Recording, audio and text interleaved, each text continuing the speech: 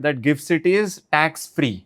So at all three levels of tax check, it was A lot of people have a question as to what is GIFT City. Gujarat International Finance Tech City. It will attract money into our banks. It will attract money into our equity market. When GIFT City did not exist, why we had to come up with something like a GIFT City? India has primarily been a current account deficit country where our import bill typically exceeds our export bill. A $4.5 trillion economy growing at 7% GDP, 11% nominal GDP today means we are adding $400-500 billion of GDP every single year. Hello everyone, my name is Mihir Desai. I'm a co-founder at Value Monk, and this is episode 2 of Let's Talk Money. Through this podcast, we want to bring to you conversations with experts on topics that actually matter in today's world.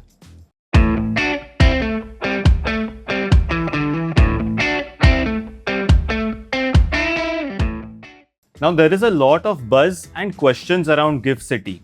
So we thought that we should have an expert to answer questions that practical investors would have. Today I have with me Mr. Sugyan Lohia, who is a Senior Vice President and Head of Western Markets at Motilal Oswal AMC. Welcome Sugyan, hope to have a great conversation with you. Thank you for having me on the show today. So Sugyan, the first question is, a lot of people have a question as to what is GIFT City and who should consider investing through GIFT City. Sure. So, in simple terms, GIFT City is Gujarat International Finance Tech City. It's essentially a SEZ, Special Economic Zone, carved out within the geography of India, where a special setup of financial institutions can take place with the primary objective of attracting foreign monies into India, into our capital markets. So it will attract money into our banks, it will attract money into our equity markets as well. The regulator for GIFT City has been set up newly called IFSCA, and they have an international mindset to provide internationally competitive processes as well as products to be able to bring in these international monies into India. Okay, sure. So Sugyan, what is the problem that we as a country are trying to solve? If we go back when GIFT City did not exist, Sure. to why we had to come up with something like a GIFT City? What is the reason behind that? So let's answer that in two parts. The problem which we are trying to solve at a macro level is that India has primarily been a current account deficit country where our import bill typically exceeds our export bill. And we're doing many things at a national and government level to resolve that, right? One of the ways to resolve it is to have high dollar inflow into India. So that's the big picture benefit to India as a country. The micro matter which is being solved here is the ease of investing and global standard of product offerings.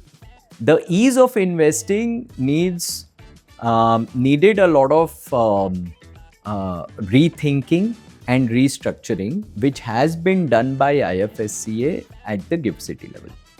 For example, for an investor to invest into GIFT City, today you don't need a PAN card, you don't need a Aadhaar card, you don't need Indian address proof.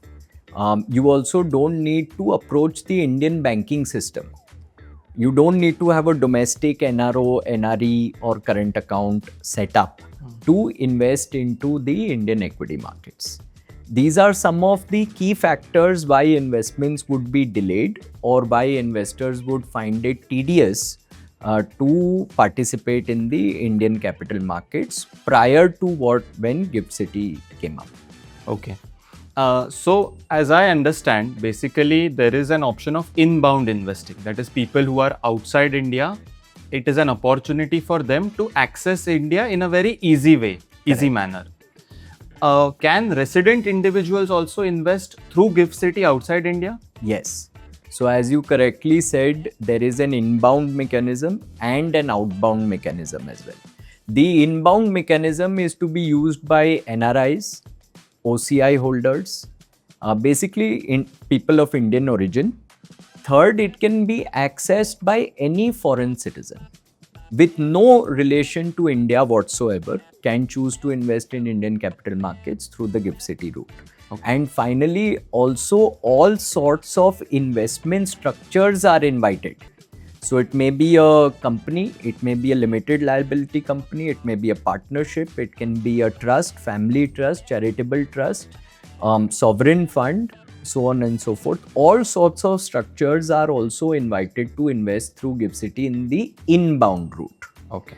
The outbound route has been set up for the resident Indians to access global markets, right? So India has the liberalized remittance scheme, commonly called LRS, which has a $250,000 limit per PAN per year, via which resident Indians can invest abroad. Yeah. And GIFT City allows AMCs to set up offerings for resident Indians to very smoothly access foreign markets in a structured manner, where the AMC is being able to advise on which funds may be right to build the asset allocation aspect of an investor's portfolio. Sure. So as it stands today, where are we seeing more traction? Is it more inbound or is it outbound? And where do you see this from a 5 to 10 year perspective? Great question. So inbound was launched before outbound at GIFT City. So currently the traction has picked up slightly more faster and on a higher volume on the inbound side. However, outbound is also picking up very fast. I see both doing tremendously well and building up large volumes of AUM on both sides. For the inbound space, there are, as you know, crores of Indian diaspora living outside, and some of these families have been tremendously successful in their career, in their businesses. Some of them have spent multi-generations outside, so they have generational success and wealth behind them. And as you are reading on the news and media, that Indians are very, very successful in corporate world outside of India as well. Yes, absolutely. Right. So there is a large storehouse of wealth which the Indian diaspora carries outside.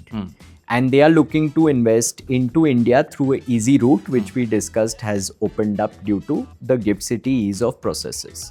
Sure. Foreign citizens had a lot of hindrances to come into Indian capital markets. Now they can also access. So whether it's HNIs, ultra HNIs, family offices of foreign ownership, now all of them can approach into India. Investment structures is another space which can easily come in without having to register themselves as an FII, which was a very lengthy process for them to complete on Indian soil before they could invest into India. Okay. As per some reports, Indians own $2 trillion of assets outside of India. That's the strength of Indian diaspora. We are just seeing the first drops of the ocean come into the Indian capital markets, and it can have a J-curve growth going forward. Okay. On the other side, on the resident Indians investing abroad, the wealth management market industry has evolved so well that people now understand that wealth management portfolio creation is about having uncorrelated assets lined up together, such that they can give a cumulative performance which is the targeted range for the investor, but the unrelated volatility between them creates a smooth investing journey Good for experience the investor. Now, this has led to a lot of wealth managers and investors believing that they should have minimum 10% and even up to 20-30% of their portfolio in international assets across countries. Globally, India is just about 3% of the world's equity market. So the remaining 97% of the world's equity is also performing and doing well in its own cycles. So as the Indian investor and wealth management industry is evolving, they need smooth and easy access to GIFT City products abroad. Sure. So, Sugyan, I want to cover some specifics and I want to start with inbound investing. Sure. So for, like you said, for NRIs or foreigners also, currently what are the products available at GIFT City that they can access? There are primarily two categories of products which have gained traction and volume till now. So let's talk about those two areas. Yeah. One is the mutual fund of fund route, right? Where a GIFT City structure is set up, and the simple job of that GIFT City structure is to purchase units of domestic mutual funds in India. The second product variable over here is the AIF structure in India. Okay.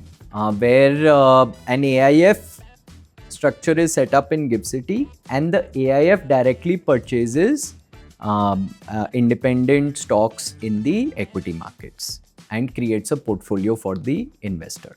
Both of these options are available through various AMCs at this point of time.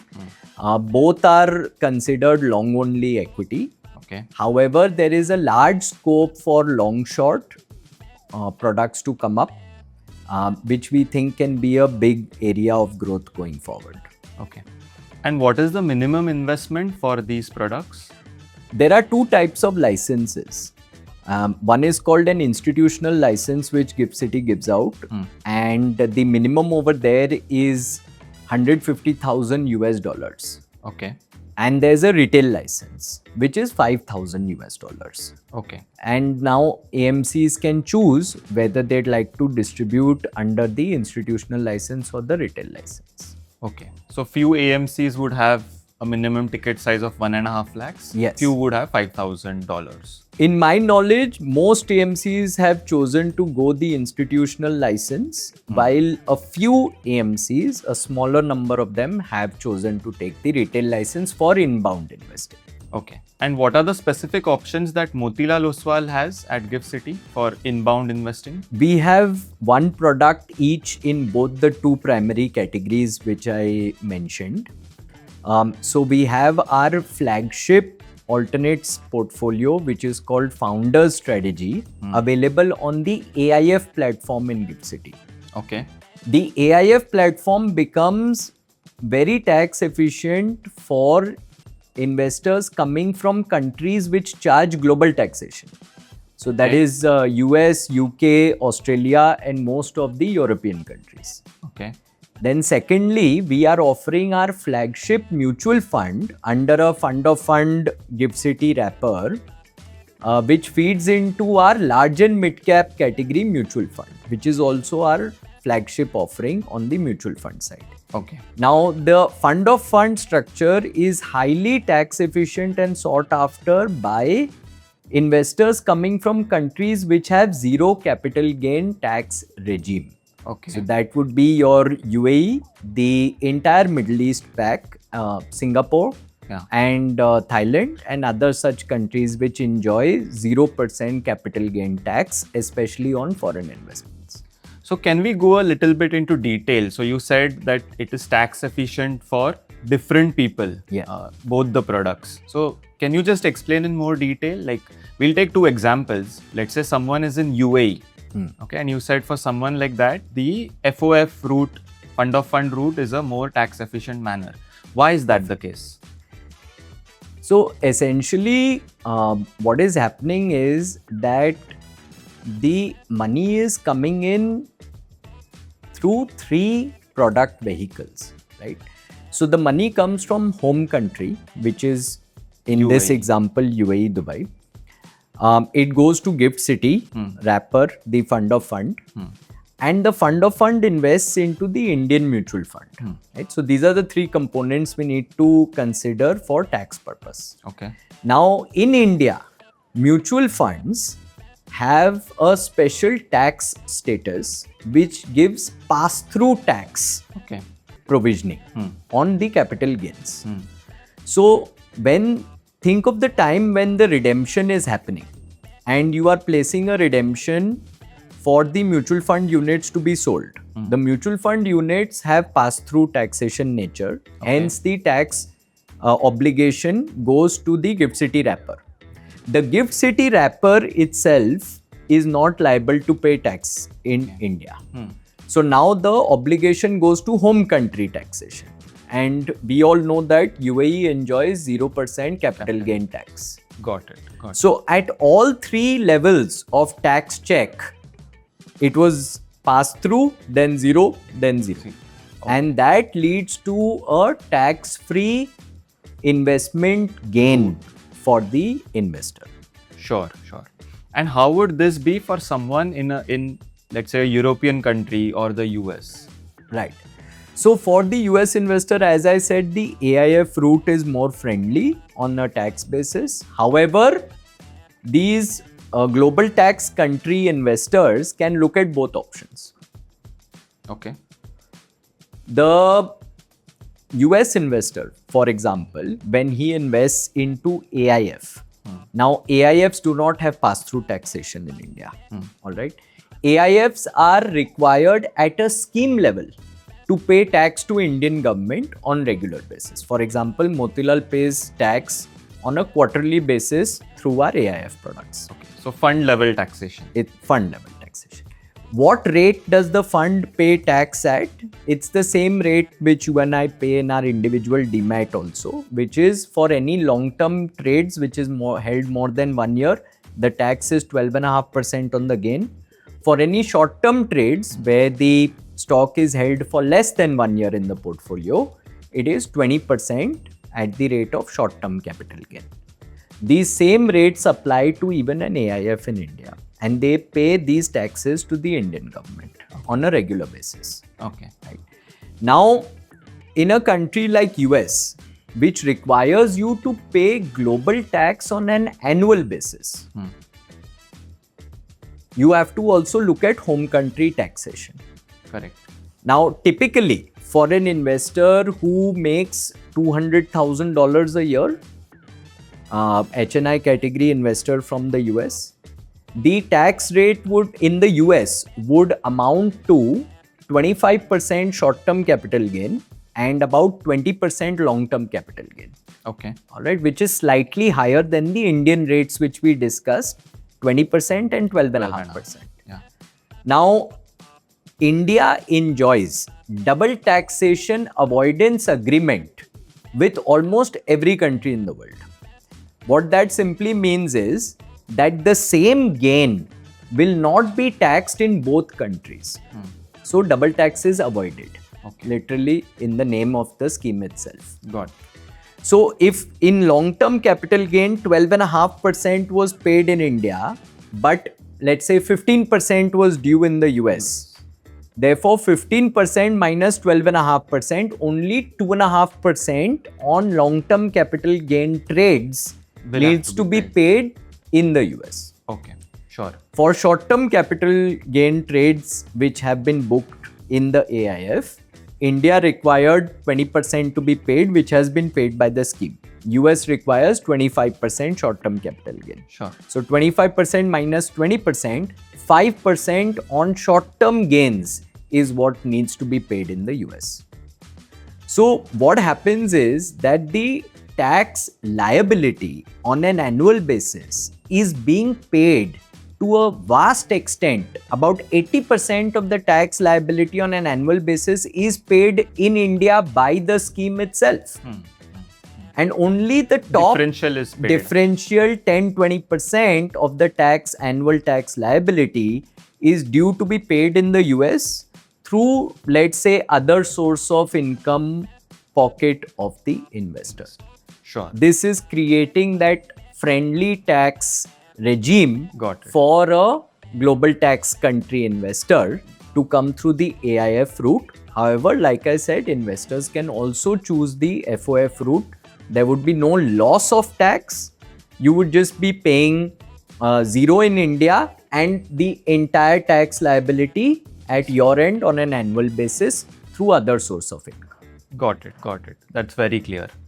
Now, there are also questions when NRIs or foreigners are investing in India on the currency part. Sure. And we have seen in the last 1 year that the rupee has depreciated by almost 10-12%. Yes, it has. So just explain to our viewers, like we understand that at Gift City, the funds are denominated in dollars. Yes. But at the end of the day, the investment is happening in rupees. Yes. So just explain the currency part, and from a NRI or foreigner's perspective, just explain what sort of a return expectation should they build when they are trying to invest in India. Sure, let's break that into 2-3 parts and address all of it, because I think this is one of the key concerns of an international investor, is that how much money will I lose due to rupee depreciation. Yeah. So just reiterating your point itself is that even though the inflow of the investment may happen in US dollar, to access Indian capital markets, you have to invest in Indian rupee. So there is a conversion from US dollar which is happening to Indian rupee as the investment happens, and on redemption, that Indian rupee is being reconverted into US dollar before it goes out. So one is the dependency on the strength of the Indian rupee in the duration of the investment. Now, traditionally, what investors have been advised to do is to incorporate a 3% rupee depreciation in your return expectation. Okay. And that was running very smoothly in all the projections of expected returns till last 1 year. Yeah. And in the last 1 year, we lost 8 to 10% in a single year. Yeah. So the long-term calculation of 3% per year comes under doubt. Okay. Right? Becomes questionable. And some investors may have a thought that what if rupee continues to depreciate at this very aggressive rate? What we need to understand over here is, if you look at the rupee depreciation graph, you will find that in every medium term, like 4 to 6 years, there is 1 year where a larger than normal depreciation may happen. Okay. And this is in the trend of the last 20 years as well. Correct. Okay. Correct. However, whenever there has been a year of larger depreciation, like the last 12 months, it typically is followed by 2 years of consolidation. Okay. All right. So if the rupee is stable at this range, right? By stable, we mean range bound. So if it is 93 today, a stable range bound rupee would mean 91 to 95. If we continue to be in this range for next 2 years, then this 8 to 10 depreciation percentage points will be spread over 3 years, and you're back to the 3% annualized depreciation. Okay. Okay. For the new investor today who's looking to add capital into now. the Indian equity markets, Yeah. it's a huge advantage. Yeah. Because what we are estimating is that the next 2 years of depreciation, a vast majority of it has already happened in the first year out of a 3-year bracket. Period. Okay. Right? So you may enjoy a stable currency for the next 2 years. And there are a lot of macro reasons also, not just past empirical data to kind of validate this trend. Maybe we can keep that as an academic topic for later. Yeah. So to conclude, if someone is looking to invest into Indian equity, first of all, we always say that the tenure should be at least 5 years. Yes. Or 10 years, ideally speaking. Yes. And if we are looking at a rupee return expectation of around 15%, Sure. then you are saying on an average, rupee depreciates by 3%, 3.5%. So you arrive at a 11.5, 12% dollar return on a compounded basis over a long period of time. Sure. Okay, got it. I want to add something over here. Sure. When we are saying 14-15% INR expectation for markets, where does that come from? at Motilal Oswal AMC, we are strong believers of the fact that the index return will be very close to the profit growth of listed Indian corporates. Sure. The next 2-year projection by Bloomberg, which is an aggregator of more than 30 research houses, the Nifty 500, which is our broader index covering more than 16 sectors and 97% of market cap, has projected 14.5-15% range of Earnings. corporate profit earning growth for next 2 years. And then obviously we'll get the new numbers as these 2 years progress. So that's where the 15% return expectation is coming from, right? Sure. Now, through Gift City, if you buy a Nifty 500 index, plain simple index, then the calculation which you shared works perfectly well. But when through Gift City, you come to an actively managed fund by an AMC, for example, Motilal Oswal Founder Strategy or Motilal Oswal Large and Mid Cap Mutual Fund Strategy, we strive to deliver alpha.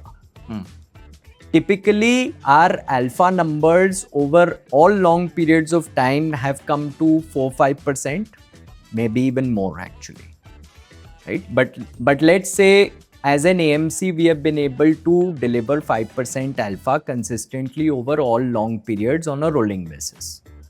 So now the 3% of rupee depreciation is actually coming out of the alpha which an AMC has brought to the table for the investor. Got it. And that's where,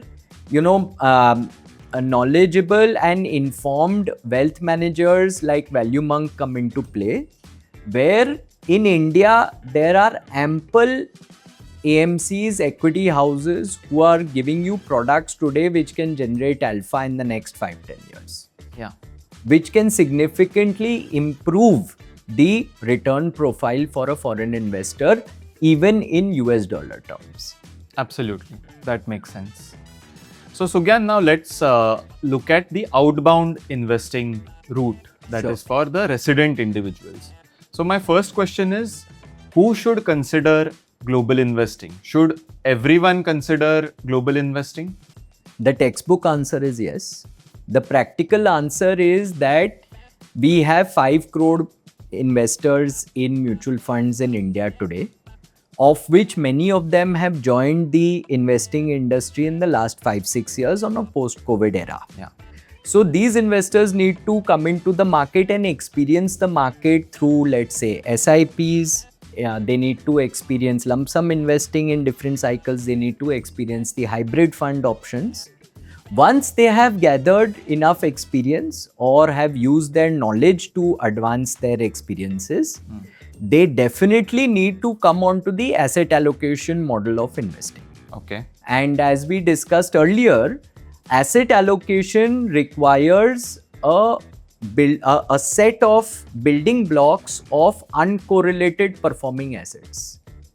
And international markets is definitely one of the uncorrelated performing asset which a wealth manager would bring into any informed investor's portfolio. The range of how much to allocate ideally should be 10% and can even be as high as 20 to 25%. It would depend on the wealth manager's asset allocation to international markets as the building block. Got it. But over time, in the next 5 years, 10 years, as investors become more mature and rise up the curve in experience, they must have international products.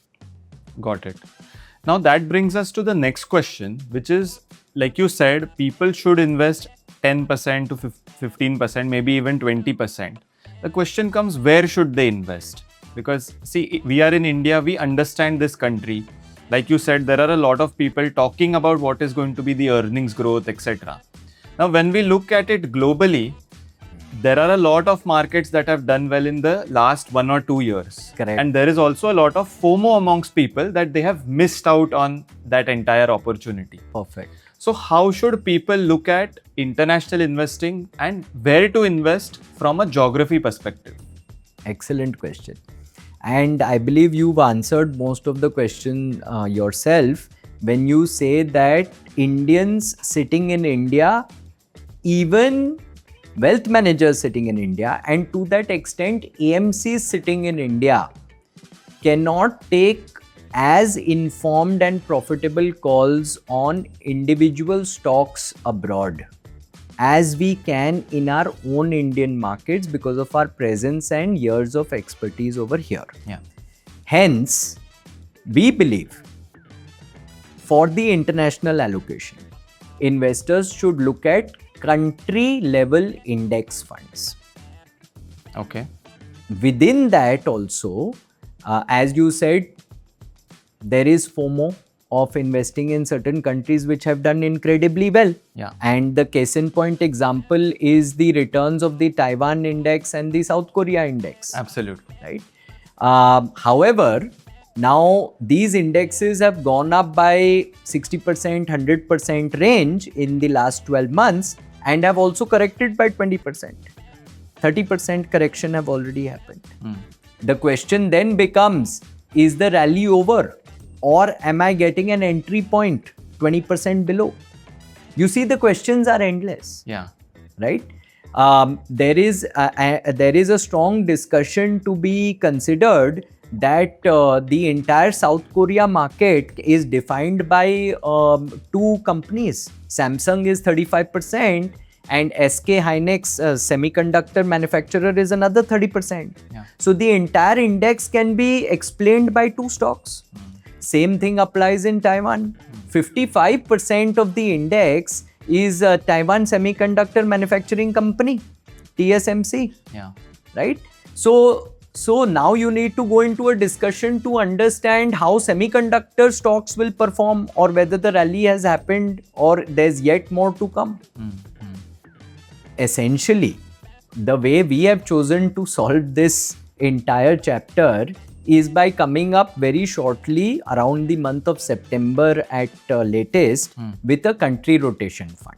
Okay. Where we'll have 100% of the fund divided equally in 8 countries, 12.5% each. Okay. Right? And then we use factor-based investing to understand whether we are getting the right valuation to enter and the right price momentum to enter. What do you mean by factor-based investing? Factor investing is actually a multi-trillion-dollar style of investing practiced by the top hedge funds and mutual funds across the world. And it has been gathering a lot of attention and intelligence and returns in India. There are primarily 4 factors in terms of the broader investment style. One is momentum, which means the price is moving in flow in a particular direction, either upwards or downwards, and you catch that momentum.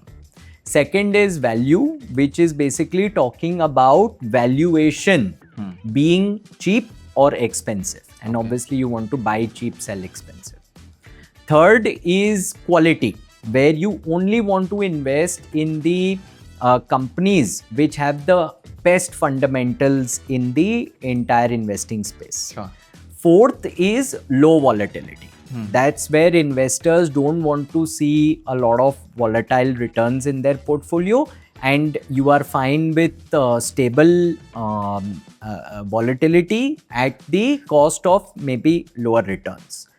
And factor investing is the play of these 4 factors either individually or collaboratively together, so that you get the best result based on which of these 4 areas you want to focus on more.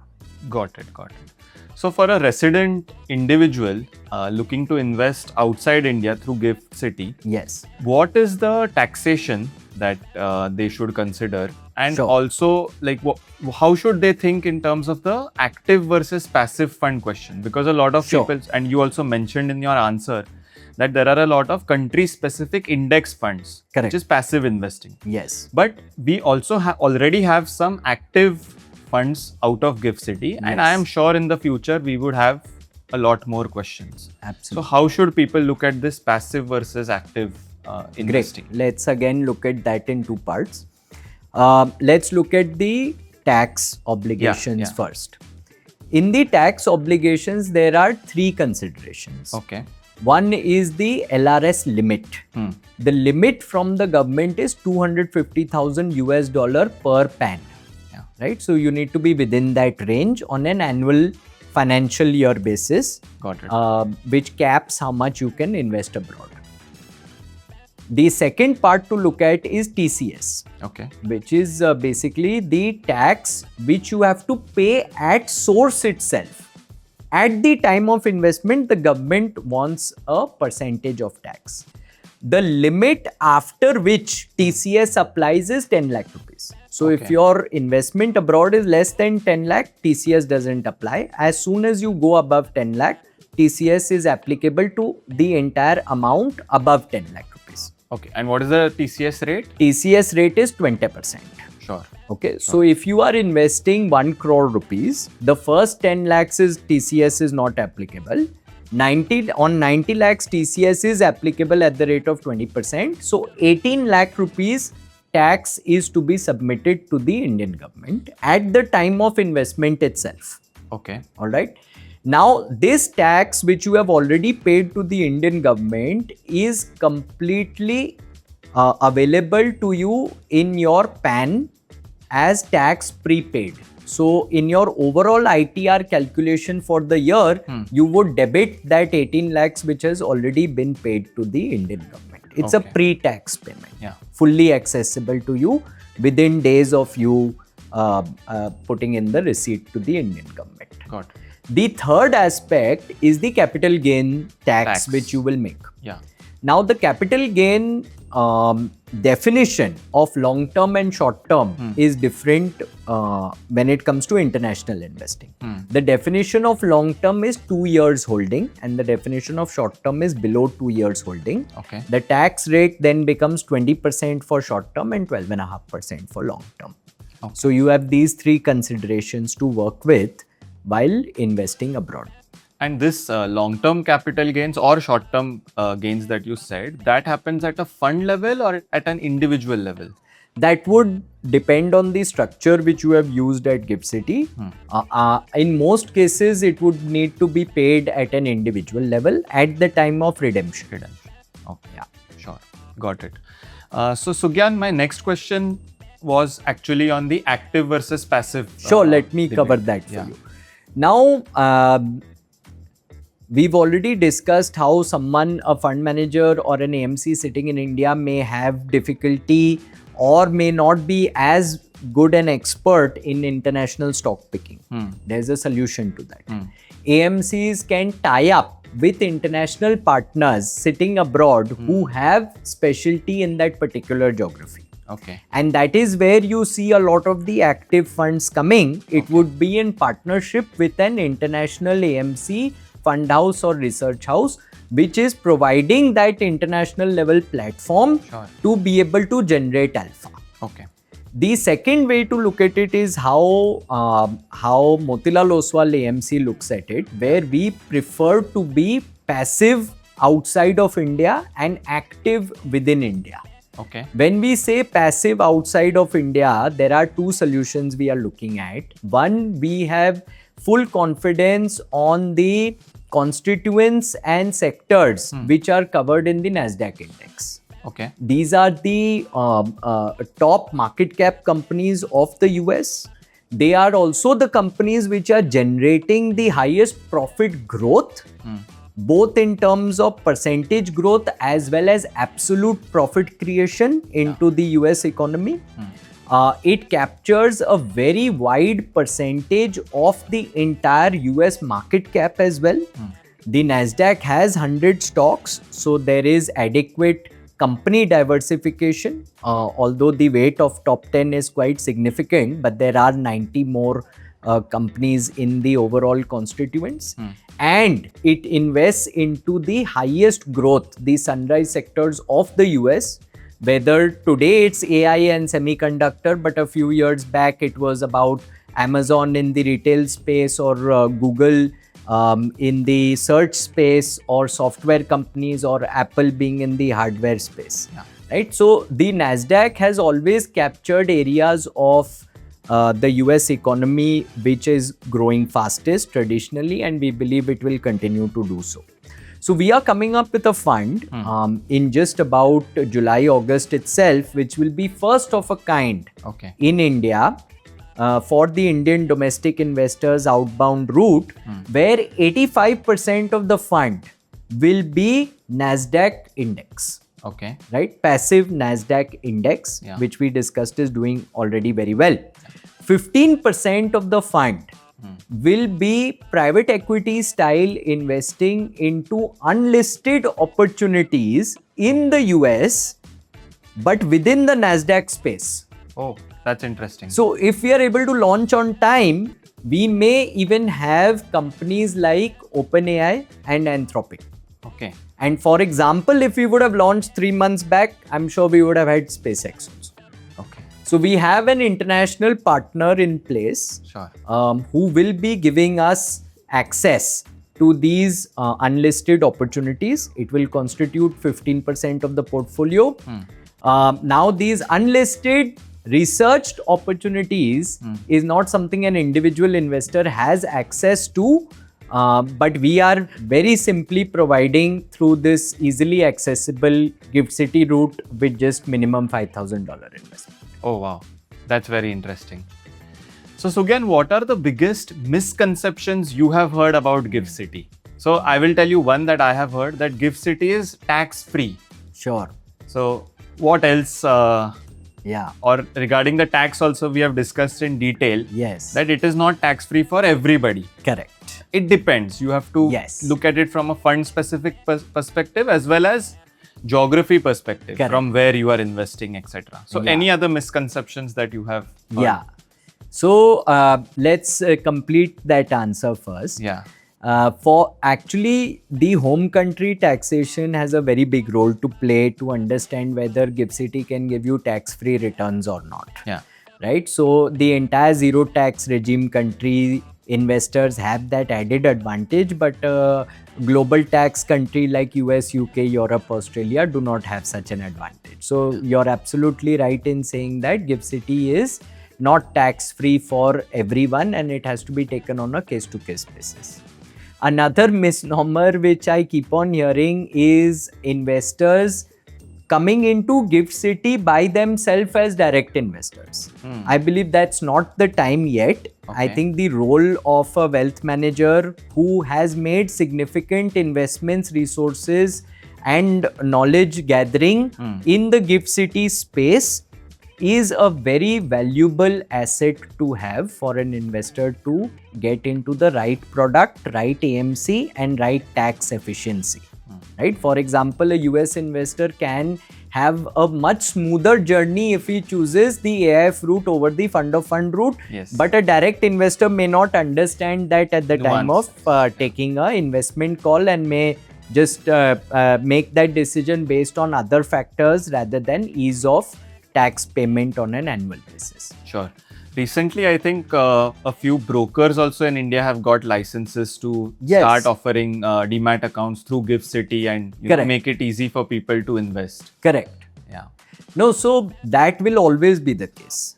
The direct equity market is much bigger than the structured funds market, right? That's why you have 10 crore demat holders, but only 5 crore mutual fund unique folios. Yeah. Essentially, we have seen time and time again over decades that people do want to be able to pick stocks on their own based on their own research and information flow and personal choices. So that market will always exist. The prudent way to handle the requirement is to have a small limited percentage of your investable portfolio through direct stocks. If we have to put numbers on it, let's say 5% can be direct stocks, but let 10 to 15%, the bigger, vaster majority, be through structured products through the AMC and wealth management route. Sure. Got it. And my last question is, for anyone looking to invest in GIFT City, what are the 3 or 4 things that you would ask anyone to actually consider and look at before investing? Sure. So let's go into the tenets of investing by itself, which a subset of that is the answer for the GIFT City investor also. Yeah.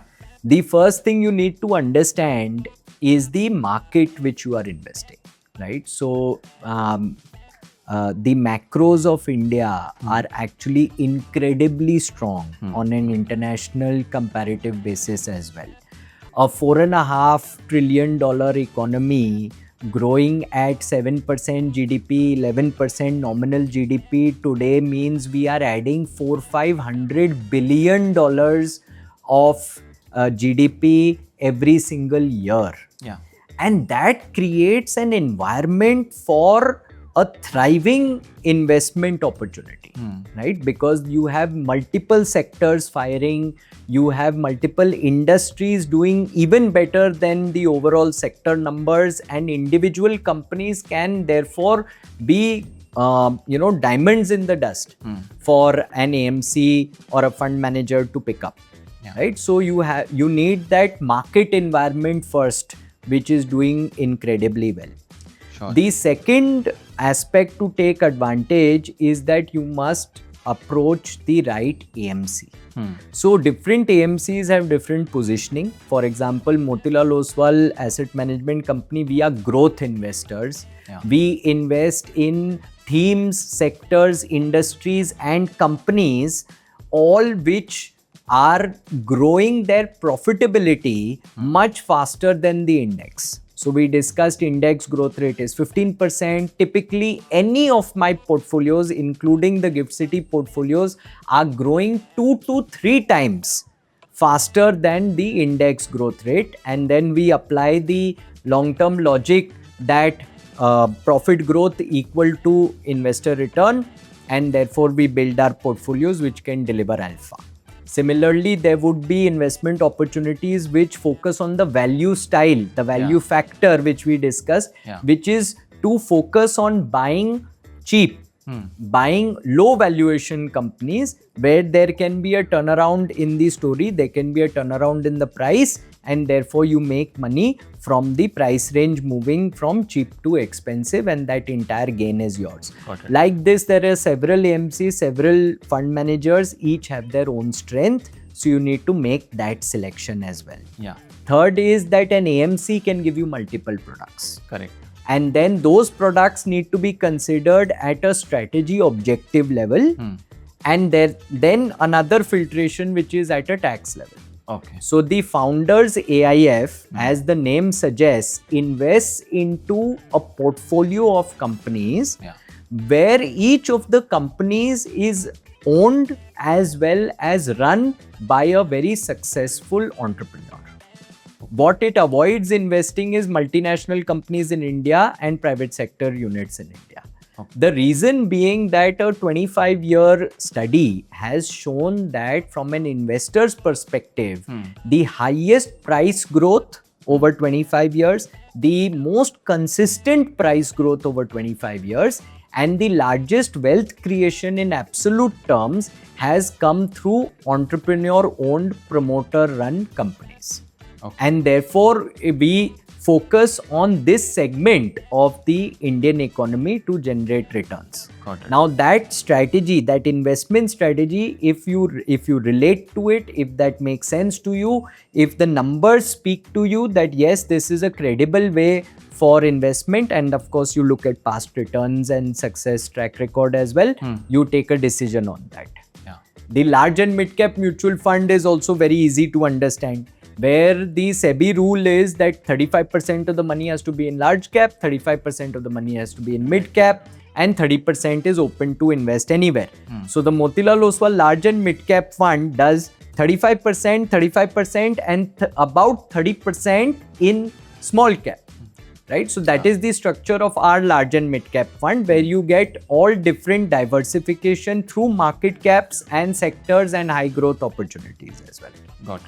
So you see which one speaks to you more. And of course, you need to overlay the tax and investment journey consideration. You overlay the past returns. Most importantly, please listen to your wealth manager because he may know better. And that's how you reach the final decision on where to invest. So markets, AMC, product, and finally taxation. Yes. Thank you so much, Sugyan, for doing this with us. It was my pleasure. It was a great conversation. The pleasure was all mine. Thank you so much. Thank you.